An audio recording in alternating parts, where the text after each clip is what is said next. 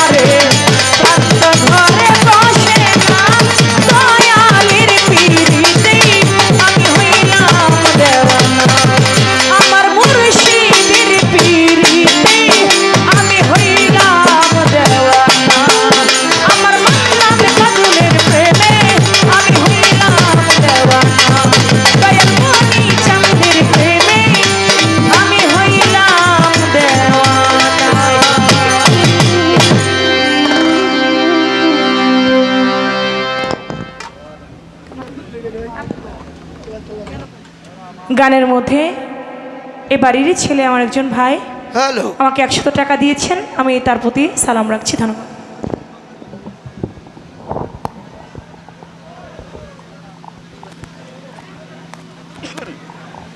অতি চমৎকার গান পরিবেশন করলেন চন্দ্র সরকার। বাইরে গেছি, অনেকে কয় কি কথা কম। আরে মেয়ে আজকাল এর থেকে আবে বইলেও তো মারামারি লাগাই দেয়। আরঙ্গ এর থেকে আবে বইছিল ওই যে সর্দার কান্দি, এ মসজিদে তো বাইরে বারবারে মারামারি লাগাই দেয়। হ্যাঁ বইছে এর থেকে আবে, তার শিল্পীরা তো এর থেকে আবে বহে না।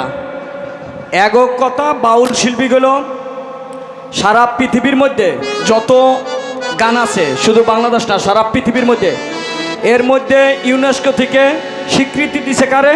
এই বাউল গানকে। তো এটারে স্বীকৃতি দিছে। আর এই বাউল গানে কিন্তু কথাই মেন, কারণ কথা না হইলে গান শুই না, এরা গান গায়ে শান্তি পাইব না। যেহেতু এর থেকে বইয়া মারামারি করতার আরঙ্গ, তাহলে শিল্পীরা গান গেলে কথা কইবই। এখানে সন্তুষ্ট হয়ে মোল্লা কান্দির আমার মামা আনোয়ার মোল্লা 200 টাকা দিয়ে পুরস্কৃত করছেন, এবং আমার উপস্থাপনা তিনি আমাকে মামায় 500 টাকা দিয়ে পুরস্কৃত করছেন আনোয়ার মোল্লা। এবং ইমাম মোল্লা ঢাকা মহানগর বিএনপি রাজনৈতিক অঙ্গ সংগঠনের মধ্যে অন্যতম, যাকে ফেসবুকের মধ্যে সবসময় দেখা যায় ইমান মোল্লারে বিভিন্ন মিটিং মিছিলে বড় গোপালপুরের। তিনি 200 টাকার মাধ্যমে চন্দা সরকারকে পুরস্কৃত করলেন। চন্দ্রপাড়ার জাকের ভাই তিনি আরও 100 টাকার মাধ্যমে পুরস্কৃত করলেন, এবং দরবার থেকে আরও 100 টাকার মাধ্যমে পুরস্কৃত করলেন। এবং এই দক্ষিণ কান্দির এই রাজ্জাক খান হে আবর রায়বারের দিকটা স্বীকৃতি পাইছে, আমাদের দেশের আলোকিত রায়বার, যেটাকে আমরা ঘটক বলি। যাই হোক, উনি ভালো কাজেই করতেছে, ছেলেগুলোকে মেয়ে গো বিয়ে শাদি দেয়, এই রায়বারি করে। ধন্যবাদ আমাকে রাজ্জাক খান।